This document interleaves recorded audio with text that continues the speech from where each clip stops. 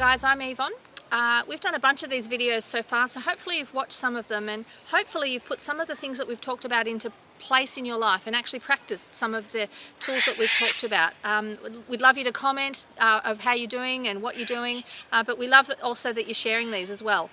One of the things I wanted to talk to Matt and Zoe about, because they're trauma-informed counsellors, is what's going on for us at the moment. I'm hearing people who are they're worried about the fact that their Year 12 son's not going to be able to do his formal, or grandparents who are missing out on seeing their kids for birthday parties, and just some of those things where they're really worried or something's going on in them. What's happening there for us? Well, Vaughn, it comes down to the word grief. There's a loss that we're experiencing at the moment that we haven't experienced before, ever. Normally we'd associate grief with death and dying, but grief is the normal human response to the loss of anything that's significant to us. So in normal time, yes, when somebody that we love dies, there is grief. But if we lose a job, there's grief. If we get a bad health diagnosis and can no longer play a sport that we used to enjoy, there's grief.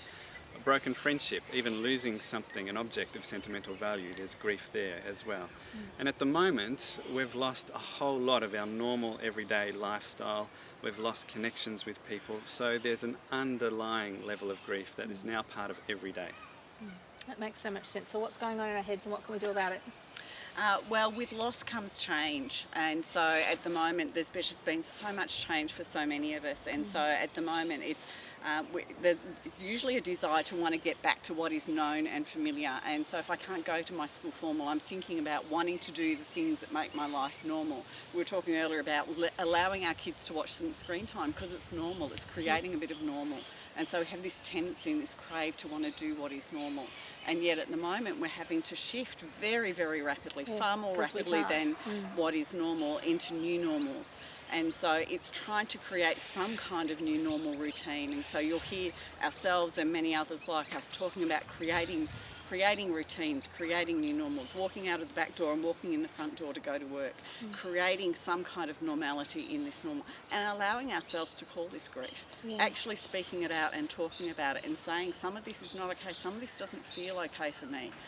We'll have some further handouts and things that we can access on the website too that model this model of change, if that is helpful. Yeah, that is really helpful. Just naming it grief. So if we've got, a teenager who's disappointed that something that they thought was going to happen isn't going to happen, let's actually call it grief and let's address it as grief and not just trying to brush it off and say, oh, there's bigger problems in the world. It's actually a big deal and we need to be able to address it and to kind of do this journey together as best we can. So thanks guys, that was really helpful.